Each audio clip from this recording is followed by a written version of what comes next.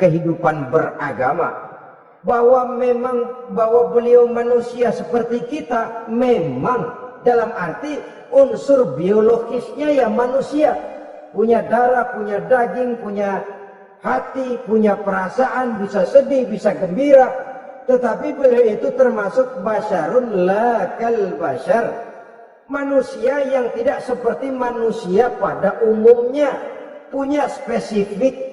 Dan itu wajar sebagai seorang Rasul pilihan Allah, apalagi merupakan Rasul pilihan dari sekian puluh pilihan.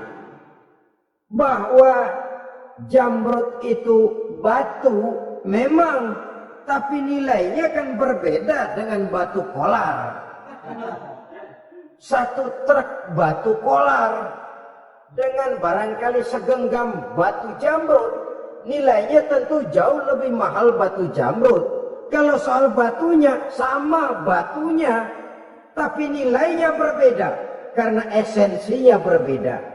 Kita manusia, Nabi Muhammad juga manusia, sama manusianya memang, tapi kualitasnya, nilainya tentu jauh panggang daripada api. Itu sebabnya Allah menjadikan beliau sebagai model. Laqad kana lakum fi rasulillahi uswatun hasanah. Di dalam diri Rasul itu terdapat contoh teladan yang sangat baik bagi kita. Oleh karenanya pada pertemuan kali ini, apabila kita konsekuen mengaku umat Nabi Muhammad, marilah konsekuen juga menegakkan sunnahnya. Yang keempat, yang menyebabkan hati jadi mati dan doa tidak terjawab, akaltum ni'mata rabbikum walam tashkurulah. Tiap hari kamu makan nikmat Tuhanmu, tapi kamu tidak pernah mau bersyukur kepadanya, kepada Allah subhanahu wa ta'ala. Nikmat Tuhan kita doyan banget, tidak pernah sehari dan sesaat pun terlepas diri dan hidup ini dari nikmat-nikmat yang diberikan Allah. Sejak kita bangun tidur sampai tidur kembali, bahkan tidur itu sendiri, di pasar, di sawah, di kantor, dimanapun kita berada, nggak pernah nikmat Allah berhenti. Hidup kita dalam alam diberikan segala fasilitas untuk menunjang kehidupan. Nggak pernah Allah pasang pajak matahari, nggak pernah Allah pasang pajak gas udara. Nikmat-nikmat yang banyak itu tiap hari kita kecap, tiap hari kita nikmati. Tapi kita tidak pandai bersyukur. Padahal Allah memberikan peringatan keras dalam hadis qudsinya. Man lam yashkur ala na'mai walam yasbir ala balai falyakhruj min tahti samai wal yatlub rabban siwaya. Siapa yang tidak mau bersyukur terhadap nikmat yang aku berikan kepadanya dan tidak mau bersabar terhadap ujian yang aku berikan kepadanya, silahkan keluar saja dari kolong langit ini dan cari Tuhan selain aku. Diusir oleh Allah. Kalau orang tidak mau bersyukur terhadap nikmat yang aku berikan dan tidak mau bersabar terhadap ujian yang aku timpakan, keluar dari kolong langitku, keluar, cari Tuhan selain aku. Diusir. Lah yang ngusir Allah. Anak sekarang bilang mau ke Menong.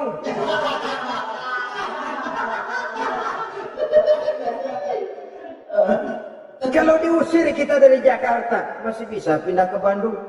Diusir kita dari Bandung, bisa pindah ke Jogja, Solo. Diusir kita dari Indonesia, bisa pindah ke Singapura, Malaysia. Diusir dari kolong langit, mau cari langit mana lagi? Kalau kau tidak mau mensyukuri nikmatku, tidak sabar terhadap ujian yang aku berikan kepadamu, keluar saja, keluar dari kolong langitku ini, cari Tuhan selain aku. Kalau istilah kita mah Tuhan, jengkel banget udah itu. Nikmatku, yang nikmat yang aku berikan kau makan, tapi kepadaku engkau tidak pernah mau bersyukur. Saudara-saudara kaum muslimin rahimakumullah, wajar. Kita dulunya tidak ada, sekarang ada nikmat. Susunan biologis manusiawi kita demikian cantik, nikmat. Tinggal di bumi fasilitas yang kita perlukan disediakan, tinggal kemampuan kita mengelolanya. Nikmat. Diberikan kita otak yang membedakan kita dengan binatang. Nikmat. Diberikan kita agama, diutus para rasul untuk jadi model dalam kehidupan kita. Nikmat. Kalau cara kita emang kurang apa sih? Apa yang kurang, hai manusia? Engkau tidak ada, aku adakan. Kalau aku perintahkan kau tinggal di bulan, mungkin kau tidak akan sanggup hidup. Begitu lahir juga kelepek-kelepek habis. Ya nggak ada HO2 toh di bulan. Mau ngisap apa? Aku tinggalkan kau, aku perintahkan tinggal di permukaan bumi. Alamnya indah, fasilitas serba menunjang. Nikmati semuanya, semuanya untuk kamu, semuanya. Satu pintaku, syukuri nikmat yang aku berikan kepadamu. Ya bukan cuma syukur dalam ucapan, syukur dalam perbuatan. Banyak nikmat yang diterima, makin banyak dia sujud, makin banyak dia ruku, makin banyak dia mengadakan pendekatan kepada Allah. Syukur dalam artian berupa tindakan dan perbuatan, mempergunakan nikmat sesuai dengan kehendak yang memberikan nikmat itu sendiri kepada kita. Saudara-saudara kaum muslimin rahimakumullah. Ini penyakit yang keempat. Kamu makan nikmat Tuhanmu, tapi kamu tidak pernah pandai bersyukur kepadanya. Mensyukuri nikmat yang diberikan tadi. Bagaimana hati tidak jadi mati? Kita sibuk mempersolek jasmani, mencari obat penangkal penyakit zahir. Maka yang ramai di zaman sekarang, saudara lihat, salon, fitness, senam, macam-macam jenis. Tidak ada salahnya dan tidak ada jeleknya. Tapi kalau itu sampai melupakan kita kepada memperindah batin, memperbaiki jiwa, artinya bukankah kita perlahan tapi mempersiapkan diri menjadi bangkai berjalan di hadapan Allah. Dengan operasi plastik, yang pesek jadi mancung, yang sipit jadi belok, kulit keriput jadi kencang, pipi terlalu cekung bisa diatur. Saudara-saudara, tapi kalau hati yang rusak, jiwa yang rusak, kemana lagi kita akan berobat kalau bukan kepada agama? Maka hati itu jadi mati apabila kita selalu memakan nikmat Allah dan tidak pandai mensyukuri nikmat itu. Dari hati yang mati tidak akan ada getarannya. Oleh sebab itu doa tidak terjawab. Selanjutnya yang menyebabkan doa tak terjawab dari sebab matinya hati, qultum annal mauta haqqun wa lam tasta'iddu lahu. Kamu berkata, kamu yakin bahwa mati adalah sesuatu yang benar, tapi kamu tidak pernah punya persiapan untuk mati. Padahal menurut logika, orang yang akan bepergian jauh tentu dia harus mempunyai bekal yang cukup. Semakin jauh jarak perjalanan yang akan ditempuhnya, semakin banyak perbekalan yang harus dibawanya.